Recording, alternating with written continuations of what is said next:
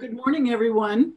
I want to welcome you this morning. My name is Allison Arnold. I'm the agriculture agent with the Cooperative Extension Service here in Buncombe County. I'll be your host today. We will make time throughout the program for questions, and we invite you to put your questions using the chat box. I want to welcome you to Saturday seminar, Gardening in Earthboxes. Our speaker today is Debbie Green. Debbie is a lifelong gardener who bought her first Earthbox about 25 years ago. And ever since, she has experimented with growing a variety of plants in these specialty container systems. She now grows most of her herbs and vegetables in these boxes, not only because they're easy to use, but because they produce superior results compared with growing the same plant varieties in the ground. Debbie has been a Buncombe County Extension Master Gardener volunteer for the last 15 years and spends most of her volunteer hours answering questions from the public on our garden helpline. We're excited to have Debbie Green here to talk with us about her experiences with Earthboxes. Take it away, Debbie. Thank you, Allison, and good morning, everyone. Extension Master Gardeners don't endorse commercial products, so this is a little bit of a strange presentation here. Earthboxes have a very unique research-based history that makes them very much worth learning about. Blake Wisnott, a Florida tomato gardener, began developing Earthboxes in conjunction with agricultural engineers at the University of Florida in the late 1980s, hoping to develop a very cost-effective, user-friendly growing system. In 1992, when 19 inches of rain from Hurricane Andrew ruined his in-ground tomato crop, he started manufacturing these containers in a high-grade plastic.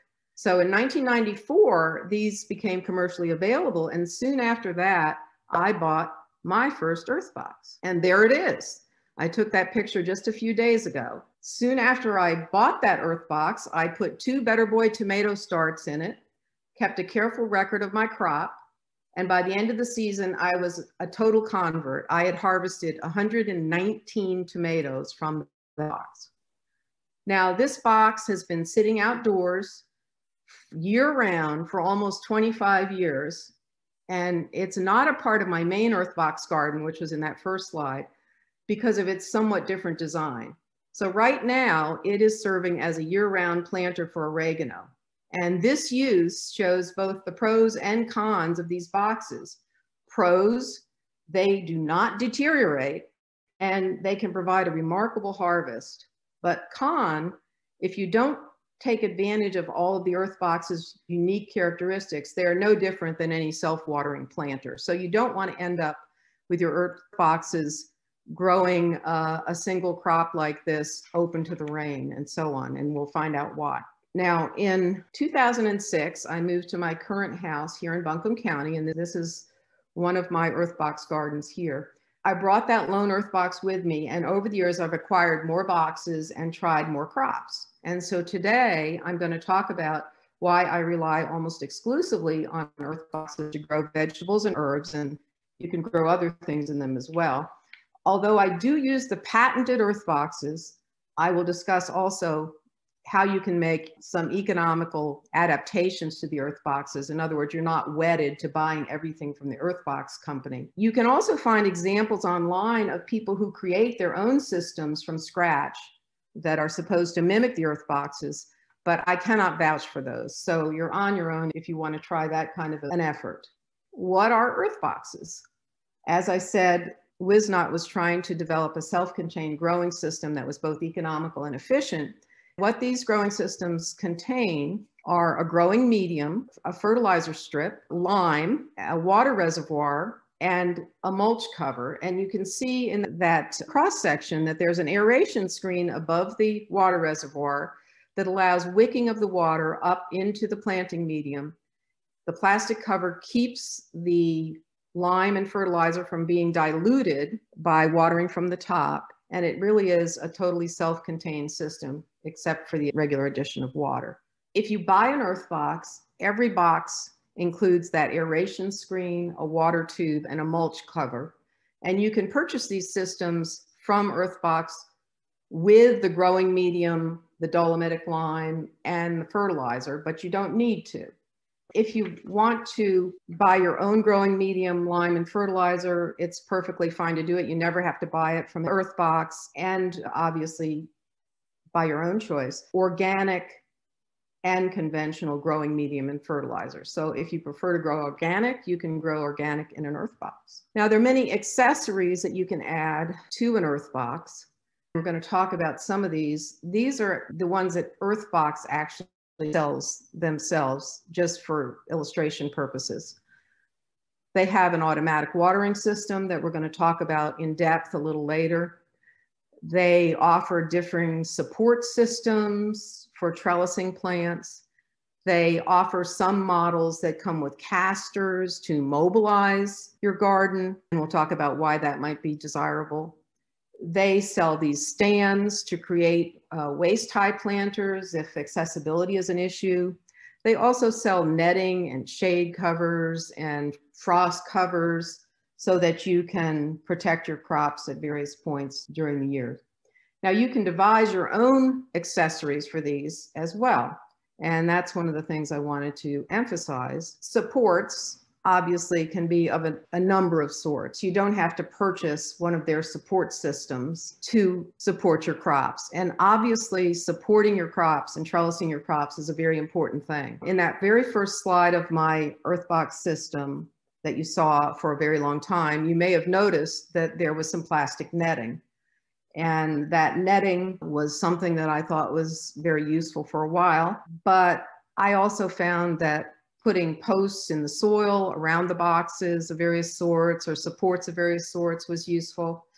What I've arrived at as the most useful is a system that I've had in place for a few years, which is created out of so-called hog panels. These you can buy at a number of places, and they come in a number of sizes and configurations. So you need to decide what size panel is going to be best suited for your particular garden setup if you want to use this kind of a system.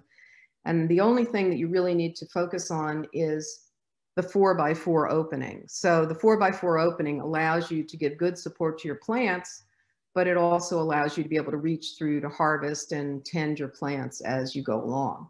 Another thing that is easily adapted is the covers. And the covers, as we'll go along, you'll see more and more emphasis on these covers as critical to the success of your Earthbox garden.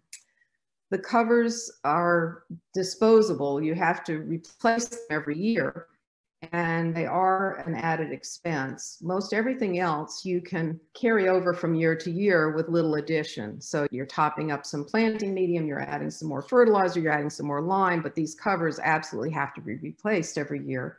And I discovered a couple of years ago some friends who had Earthboxes using contractor trash bags to cut a cover and using bungee cords to secure the covers. I decided to try this, and they work very well. This is the end of this past growing season. My Earthboxes are sitting out there right now looking like this, with the covers in place, with the bungee cords still there. You can see that they've held up extremely well, but you can also see they're not particularly attractive compared with the commercial Earthbox covers. So it's an economical solution, maybe not as good as an aesthetic solution. So that's a little bit about what the pieces are of an Earthbox system. Why would you use them? The self-contained unit, the whole package, as we'd say, has very, very important advantages. You can have a very large harvest from a small space. I talked about my first tomato harvest. Now, obviously not every year you're going to get that many tomatoes from every variety of tomato, but you are going to get a substantially significant harvest. I have a fellow master gardener who's my domestic partner, and he has a community garden plot fairly near our home. He and I have experimented over the last 3 years buying the same plants from the same vendors, planting them at roughly the same time, and he has been convinced that hands down the Earthbox always wins. So the Earthbox produces a better harvest from the same plants, and this is from a very small space with much less effort. Now, one of the things that you need to be concerned about, obviously, with gardening, that you don't have to be concerned about with the Earthboxes, is soil. You have to provide the planting medium, but you don't have to worry about the quality of your soil or soil contamination. And this has been a big factor for me in going with the Earthboxes. When I moved here, I was not used to growing plants on slopes, and I was also not used to growing plants in such acid soil. I had lived in an area that also had acid soil, but it was not anywhere near as acid as the soil here. It also was much more fertile than the soil here. So the quality of the soil is definitely a factor for me. It's much easier for me to maintain my crops in these Earthboxes. You add nutrients only at planting time. So once you put the fertilizer in that box at the beginning of the season, you don't have to fertilize again. And that's a big difference from growing in the ground. Even with a slow release fertilizer, you're often having to do supplemental fertilizing as you go along. Finally, just talking about the self-contained system, the water reservoir is great for providing consistent moisture. And this is a critical thing, obviously, for any garden. When you're using the Earthbox, that's a major factor. Now, another reason to use the Earthboxes might be because a mobile unit would allow you to relocate to follow the sun. And this is obviously only going to work for 1 or 2 boxes. But if you have a very small area that gets good sun, or you have an area that only gets sun for part of the day, you can move your boxes around on the casters and successfully grow a crop that you might not be able to grow at one spot in your yard in the ground. Finally, back to those plastic covers. They are also important in helping conserve moisture. They mean you have no weeding to worry about.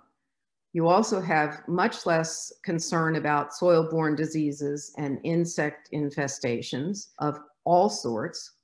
And it keeps the plants and the produce cleaner. I just happen to have a picture of some chard I picked last season.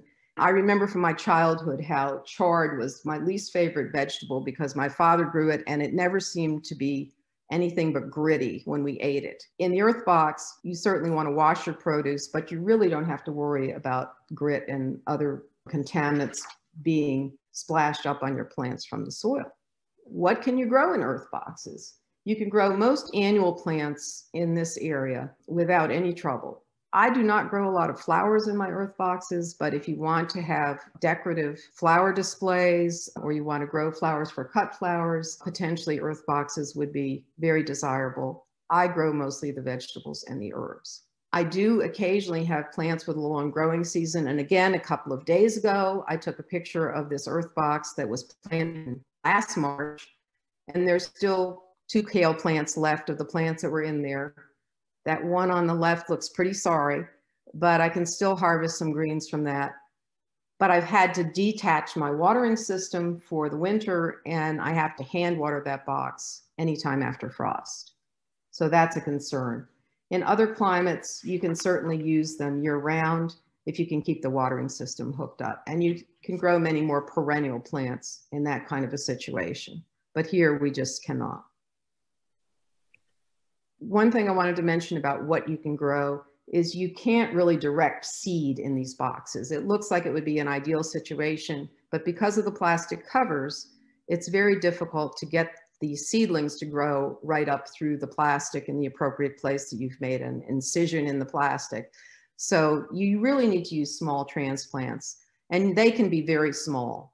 So you can purchase transplants, but you can also start your own from seed and use them when they show their first true leaf. I've done that with many different crops and it's worked very well. How many boxes do you need? Well, if you want to just have a little herb garden, you might need only 1 box, but you can have a whole farm. And that's what the Wisna family farm became after these Earthboxes were developed, a whole tomato farm of Earthboxes. Now, I'm going to talk a little bit later about this Earthbox again, this herb Earthbox, so remember it. Where can you put the Earthboxes? Anywhere there's sun and room to grow. I'm saying and room to grow because you see how small the plants look when they're first put in the Earthbox on the left there. Once they grow to a larger size, they're going to need a lot more room than you would think from the footprint of the Earthbox. So please keep that in mind. Where can you put them? Any area that receives several hours of sun a day, or an area where you can move your mobile Earthbox to for several hours of sun a day, you must have a nearby watering source, particularly if you're going to hook up the Earthbox to an automatic watering system. You're going to have to run a hose essentially from one place to another. Also, if you're going to hand water, you need to consider drainage issues. You can put these Earthboxes on a deck or a patio or any other space outdoors, but if you're going to hand water them, they will spill out water from the drainage hole. If you have a watering system, they will not. So consider drainage, especially if you're going to hand water your boxes. And you need enough space for the mature size of the plants, both horizontally and vertically. Those tomatoes were growing mostly up. You'll see in some of the other pictures, squash and such grow horizontally as well. Most of what we're going to talk about focuses on the original size container. That was what the size of my original box was. Box also makes these junior containers, which are excellent for herbs and flowers, and these larger root and veg containers that have more depth if you want to grow root crops. I am not a big fan of the root and veg. I have tried them for a couple of years. I don't find them anywhere near as useful. I regularly use both the original and the junior size boxes, however. How many plants can you put per box? Okay, I talked about the tomatoes. This is the Earthbox company's growing plan, and a lot of these graphics are available on the Earthbox site, so don't worry if you don't get all the information, because I have a link in the handout to this growing guide. 2 tomatoes are as many as you want to put in a box. You can also put 2 eggplants, 2 zucchini or 2 summer squash, etc. 6 pepper plants in a box. And notice that for the tomatoes, you put the row of fertilizer in the front of the box with the plants behind. When you have more than 2 plants, you're going to always use the fertilizer in a strip in the middle of the box with the plants behind and in front of the fertilizer. So that's a very important factor. Again, peppers, you can grow 6 in a box, and that's a great boon. That's a very good use of a box. You can mix and match plants to some extent, so you can grow bell peppers, banana peppers, chili peppers, all in the same box. 6 seedlings in a box is also good for a lot of greens and herbs. Now, remember that little herb box garden. That person had put 8 plants in that box. That is a no-no. You really only want to put 6 herb plants in a box, not 8. And that would apply to any of these things. So you can mix and match your greens, you can mix and match your herbs, but you don't want to put more than 6 plants in a box, no matter what kind of herbs or peppers or greens or whatever you're going to do. Going down that same side, 10 seedlings can be put in a box if you're growing things like spinach, beets, turnips, onions. I don't really recommend growing crops where you harvest the entire plant, because then you're not using most of the box for much of the season. And in fact, the whole box might need to be replanted to use it at all later in the season, which is possible to do, but is not as efficient. You use 4 seedlings per box for cucumbers, melons, and winter squash or vining squash. Remember, I already talked about summer squash with 2 a box. 8 seedlings per row if you're going to grow flowers, if you're going to grow other certain kinds of greens, etc. And 16 seedlings, 8 per row, if you're going to grow beans, peas, corn, carrots, radishes, etc. So that's what you can put in a single box. So if you're thinking about what you might use the Earthboxes for, that gives you a sense of. Now we're going to turn to the initial setup of the garden. You saw the components, and here's how you would set up your garden. Again, these directions are all available in the handout link. This just shows you how you start to put the box together. You put the aeration screen in and the watering tube in, and then you pack your growing medium into the corners. You fill the box with the growing medium almost up to the top, and then you mix in the lime. The directions for the amount of lime are clearly specified. You want to use that amount of lime, and you want to use it every year. You top up the box with the growing medium, and then you dig a trough either in the front of the box or the middle, depending on the plants, as we just saw. Then you add the fertilizer to that trough. You cover the trough with the growing medium and you mound it up above the rim. And the mounding is very important just because that helps the top plastic cover drain any rainwater or water spillage from anywhere off of the cover. You don't want standing water on the cover. Then you install the cover and you cut holes for your plants. 2 holes or 16 holes, up to 16 holes, placed according to the plant type. Again, you want to put them relative to that fertilizer strip. You don't want to plant your plants in the fertilizer. And then you install your plants. And as I said, that would be small transplants that you want to plant in these boxes. Now, a central issue for using the EarthBoxes is the watering.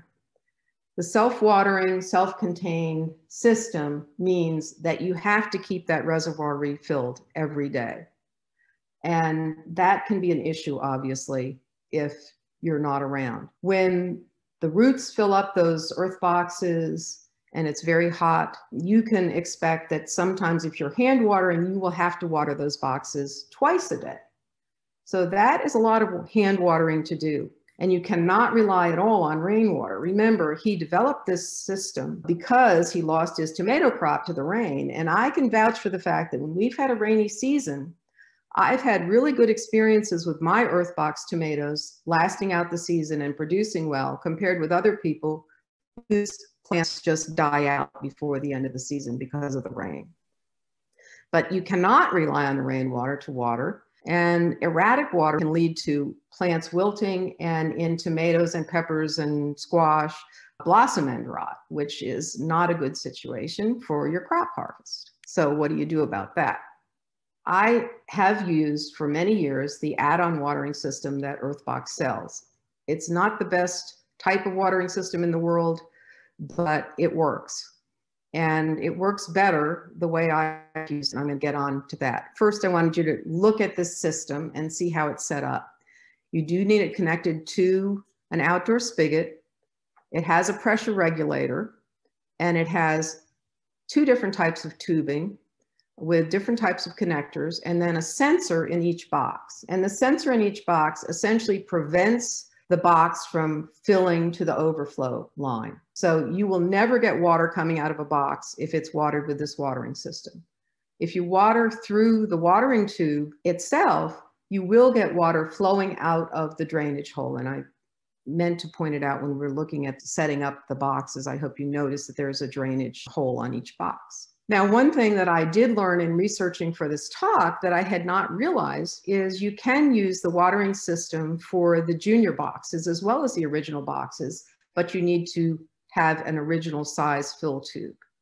The sensors are only made in one size. You can include your junior size boxes in your watering system if you use a larger fill tube. The weakness of this watering system is its potential leaks. Anything you hook up to a water spigot, you're concerned about potential leaking. And this can leak from that pressure regulator. If it's under constant pressure, it will drip. It can leak if any of those connections are broken. My solution has been use that system with a timer, and that minimizes the leak risk.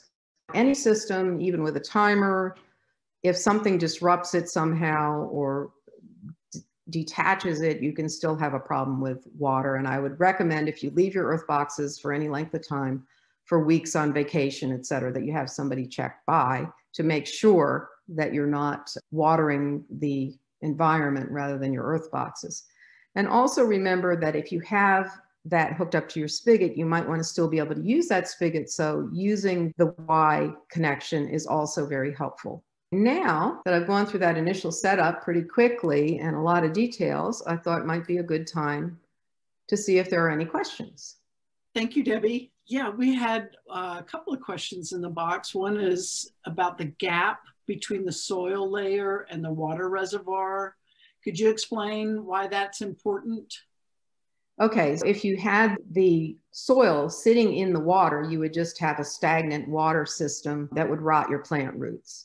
The water reservoir allows your plants to be watered by wicking the water up through the soil medium. You saw that when you set up the box, you pack that into the corners, and that's the point of contact. So that's the conduit for the water to go out of the reservoir up into the rest of the box. And that's a critical thing to make it properly aerated, essentially. How much water does that reservoir hold?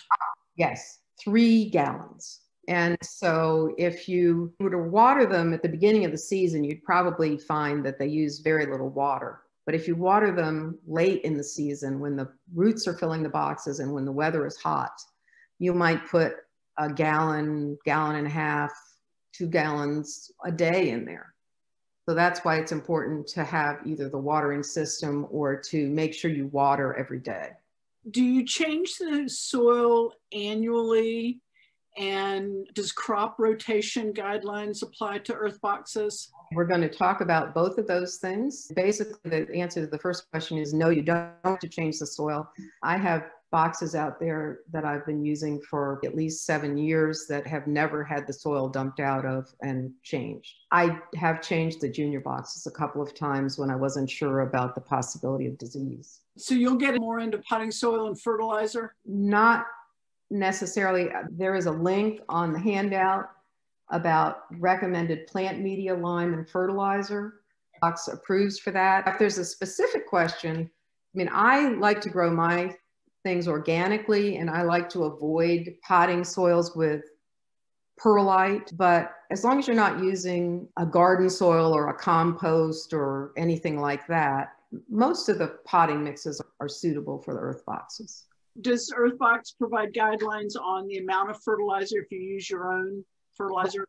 Right. It'll tell you use X cups of conventional fertilizer or X plus more for organic fertilizer. I think it's 2.5 cups for organic or 3 cups. I don't want to say it off the top of my head. You mentioned not using compost. What is that about? Why not use compost? Because just like any container gardening system, you're usually using a medium that's been developed specifically for containers rather than regular soil or what would turn into regular soil. And so you want a lighter mix that's going to support the plant growth but not get too waterlogged. Now we're going to move on to what happens after you've got your boxes set up. In-season maintenance is pretty easy aside from filling the water reservoirs. Obviously, you have to train your plants, and that's why I've mentioned the importance of considering a support system before you get started. You saw the picture of 2 different years of my growing system, and you see that the plants are kind of all over each other. So you do have to make some effort to keep things from taking over all the vertical space or all the horizontal space or whatever. You do have to inspect for disease and insect damage. So they're not foolproof in terms of reducing insect damage or disease. Walking around that small area and looking at your plants closely is fairly simple and pretty easy to accomplish. It's important to remove any diseased or damaged foliage so you don't create problems for your plants. And then obviously you want to keep up with your harvest. And I just happen to have a picture of some of my harvest on one day. That shows you some pretty big tomatoes that I grew last year, as well as cherry tomatoes. They look underripe, and really the conventional wisdom now is that it's better to pick them as soon as they color up a certain amount and let them continue to ripen because the quality won't suffer, and you have them out of the way of pests like birds and insects and so on that might damage them. This was just one day where I had some different kinds of peppers, and those are some little cucamelons. If you haven't grown those are kind of a fun crop for kids. Now, end of season maintenance. This is what you do at the very end of the growing season when frost has come, and you see that I still had those kale plants growing out there. So for me, that box hasn't gotten to this point, but I have already removed the watering system from all of my boxes before frost. I drain and store that watering system. You saw all those little connections. It's best to hang that up and get all the water out of it and then store it indoors so that it doesn't freeze or crack or anything. you need to cut back the plants. I have a very windy location, so I prefer to leave stubs of my plants. You've seen some other slides with stubs of plants in them when I was showing those contractor bag covers. That helps keep those covers from blowing off, because you want to keep them covered during the winter to keep things from getting into the soil and the soil from getting affected by rain and so on. So you leave the planting medium and you leave the covers. I just winter my containers in place. I've never made a big effort to drain them. I've never done anything except cut back the plants after I've taken out the watering system. Just leave them like that all winter long. Now, crop rotation. This is the time of year when I think about crop rotation. These are some of the major families, particularly for the crops that we talked about, vegetable crops. So the nightshade family, you don't want to put the same plants, tomatoes, eggplants, peppers in this case, in the same box year after year. Brassicas, broccoli, cabbage, cauliflower, many of the greens, you don't want to put those in the same box year after year. Cucurbits, the cucumber, squash, melons, again, you want to rotate those. And legumes, beans and peas, you want to rotate those. What I do is rotate my containers. The crops stay in the same location. So if you're looking at those 8 plants represented at the bottom of this screen, this is the system that I've devised that I think is best for my garden. I grow 2 boxes of tomatoes, so that's 4 tomato plants. I grow beans of various sorts. I like the Chinese or Asian long beans. So I have 1 box of long beans, which is 16 plants. I have 1 box of cucumbers, which is 4 plants. I have 2 eggplants. I have 6 pepper plants. I have 6 of the greens of various sorts, the collards, kale or chard or whatever, you can mix those. And then there's no emoji for summer squash, but I usually have a box of summer squash, so I use that cucumber emoji down there. And so 2 cucumber plants. That's what I've done. And so what I do at this time of year is I move the boxes around so that I've mixed up what's going to go in each box, and I'm through with my crop rotation. Now, you could move the crops instead, but I like this system in terms of the trellising and various other reasons to have the crops in this particular sequence. Next season setup, and this is something I'm just going to be starting up fairly soon. You remove and discard that plastic cover, and that was that same box you saw earlier with the plants cut back. You loosen the planting medium. I did that the other day. And then I pulled out the large roots that were remaining. And if there had been any clumps of fertilizer, depending on the fertilizer you use, you might have a clump where that fertilizer strip is. I would take out any clumps of fertilizer. And that's the extent of 2 huge cherry tomato plants. That's the root system of those 2 plants at the end of the winter. The next season setup continued. Once I've done that, I will mix in the lime. And again, I like using a little claw like I showed in that last picture. Mix in the lime and then dig a new trench, depending on where the plants are going to go. Put it in the middle or at the front of the box. Add the fertilizer, cover the fertilizer strip, mound it up with new planting medium.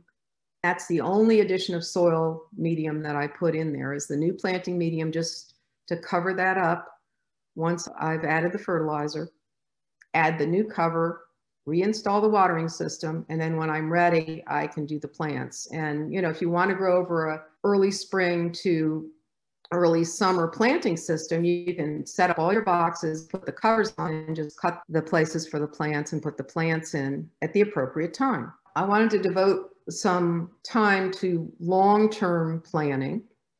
What I've found is it's important to fine-tune your gardening location and your plant placement. So I've been fairly pleased with that location that I've had my Earthboxes since I accrued the number of boxes that I have.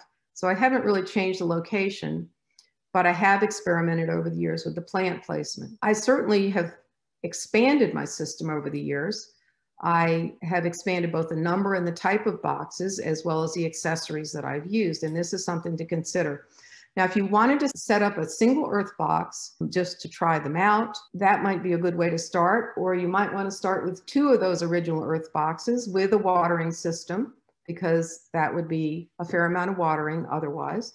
Or 2 of the junior Earthboxes to try some herbs or something without a watering system. You might want to add accessories such as some plant supports once you've got your garden going, like I did. Change the type of support system you have and experiment with new plants. Obviously, when you use new plants, you're going to have need for new accessories possibly, or new placement, or a number of things like that.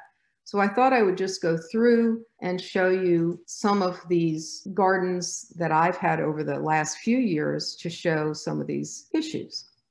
This was the original slide of the presentation, and that was the first year that I had the 8 boxes in 2 rows. So 4 boxes per row, and those were the 8 boxes I just talked about in terms of the crop rotation. I've grown a variety of different plants in those 8 boxes over the years, and the placement has changed a fair amount. So in 2018, I had those same 8 boxes, but I had them in a different configuration with respect to the plants themselves and the support systems. This was the netting. I had the posts at each end. This was the support system with the hog panel, where I had all the posts in the back.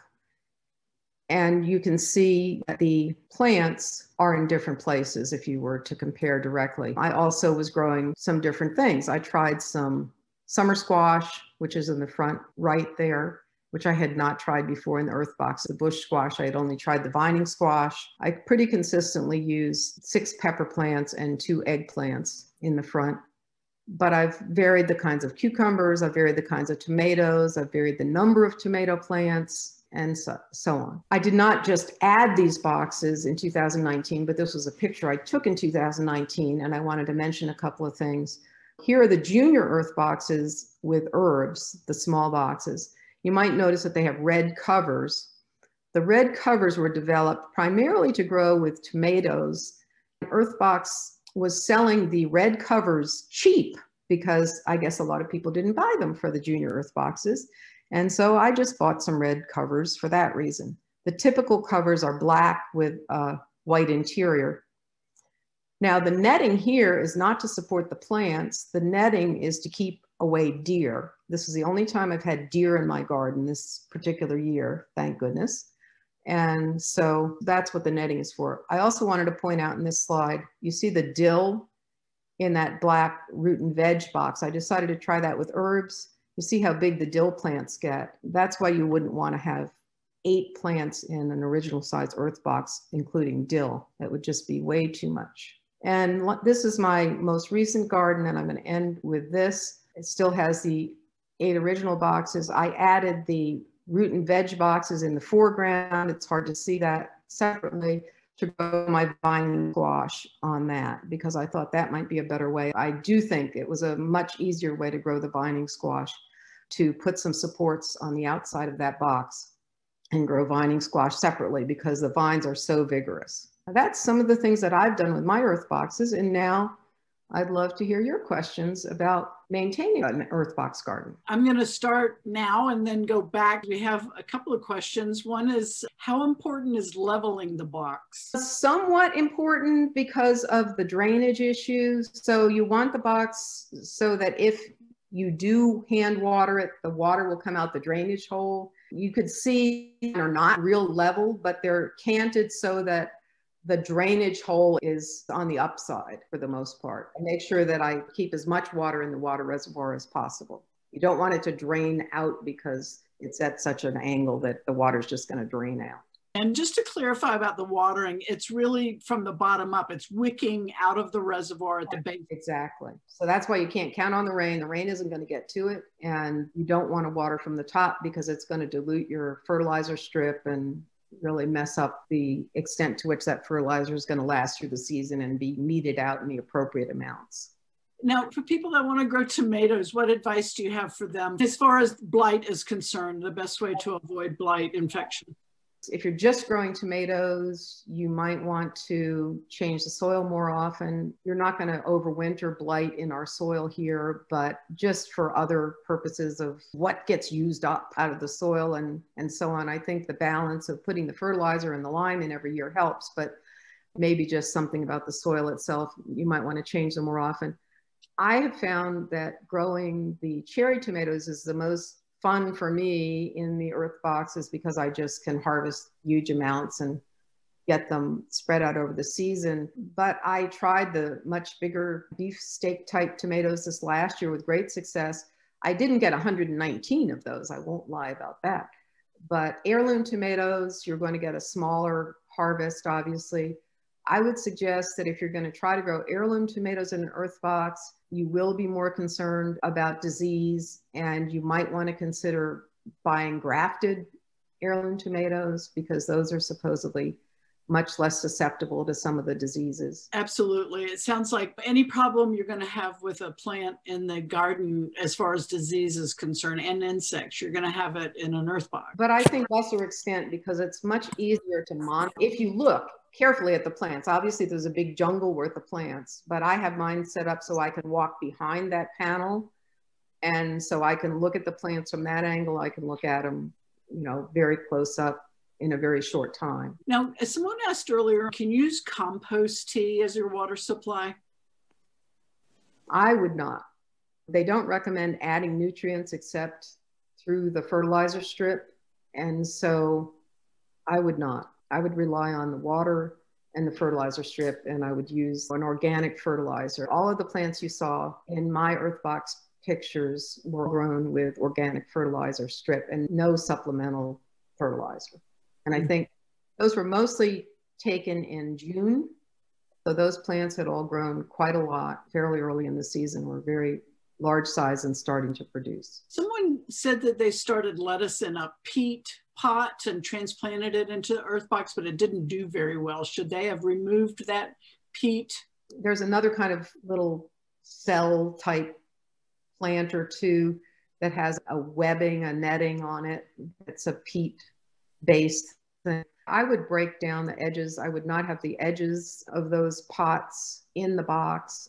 Yeah. I've had those little peat cylinder type things where you bought a plant and somebody's grown it in that. I've tried to take those off before I put them in. John did add that into the chat box, that it can be hard for the roots to get through that. So it's good to remove them. There are a couple of questions here about, do you buy fertilizer and planting medium from Earthbox each year? No, I don't. In fact, I think I bought some boxes with some medium because it was a great deal on it. Because it takes about 2 cubic feet of planting medium. But no, I never buy from them. The critical thing with the fertilizer and the lime is to make sure you use a type that is suitable for vegetables or herbs or flowers or whatever you're growing, and that is a type that will break down appropriately. You don't want to use pelleted fertilizers and things like that. And you want to use dolomitic lime. I know that Earthbox has a website and they sell all the materials there directly. There's a note here also about other similar products at Lowe's. Do you have any feedback about those systems, and can you make your own grow box? As I said at the beginning, I can't vouch for the systems that you make on your own. And I can vouch for the fact from just having other planters that if you make a system out of a Rubbermaid container or something like that, I think it's going to break down a lot more quickly. And I don't know how frost protected it would be. So if you wanted to do it as an experiment, I don't think it's a fair test of the Earthbox. And it's certainly not going to last as long. But yes, you can go online and find many people have touted systems. My daughter was given a grow box of another type by another manufacturer as a gift, and she left it with me, and I've used that, and it's not comparable at all. I mean, the enclosed system is pretty unique. The covered system is almost unique to Earthbox, and that, I think, is the critical thing, and that's why it's so critical to use those covers, because that's the way the fertilizer system works, and the lime system works, and the wicking system works. If you're just growing things in those earth boxes without covers, you're just using them as a container, as I mentioned with the original one I have. Back about the fertilizer, someone asked if you don't remove the soil, did the salts build up? I have not had any problem with that. Like I say, if you go in there at the end of the season and you use a fertilizer that has some kind of ingredient that cakes up and persists, you just take that out. And at various times I've used fertilizers that have done that, and it doesn't seem to have affected the growth of the plants, that the fertilizer still has some caked up clump in there, but it also doesn't seem to have affected the future use of the soil. I tend to experiment with different fertilizers, and so I have used different fertilizers different years. I don't know if that's made a difference, but I don't consistently say every year I'm going to use a different fertilizer. It's just sometimes something is available, sometimes it isn't. Sometimes I think, oh, maybe that didn't work as well, but I can't tell because it was just one season. I have not heard of anybody complaining about that as an issue with the Earthbox. There's other questions about fertility. The purpose of dolomitic lime, for instance, there's adjusting the soil pH and providing calcium and magnesium to certain plants like tomatoes that need that. So some of the same cultural requirements are the same in Earthboxes as in the garden soil. Right. The lime is critical for that very reason. And the dolomitic lime is introducing the calcium and magnesium that the plants need. And that's why you need to put it in every year. Have you settled on a fertilizer that you like? No, I don't really have a favorite. I've tried different ones. Just depends on if there's something new and different and it's cheaper, or if it's something that sounds like it might be interesting. But I have not. I hope everybody agrees that the results look pretty spectacular in terms of the size of the plant and the health of the plants. So I've never had a problem. And my one thing would be that I've only used organic fertilizers. I don't know if I would feel the same about all the conventional fertilizers as I feel about all the organic fertilizers. I think we've covered our questions, and I want to thank you, Debbie, for sharing what you've shared with us today. This information has been so great, and I want to let everybody know that a link of the recording to this program will be sent out to you as soon as it's available. Our next Gardening in the Mountain program is March 18th, Feed the Soil Using Amendments and Conditioners. Please visit buncombemastergardener.org for the calendar of events. We have a great lineup coming this year. And while you're there, please consider making a donation to the Buncombe Master Gardener program, which helps supports programs like this and other activities that the Master Gardeners do in our community to help support and teach and encourage our local community of gardeners. Thank you, Debbie. Thank you very much. I'm glad you all were able to join us, and that concludes our program.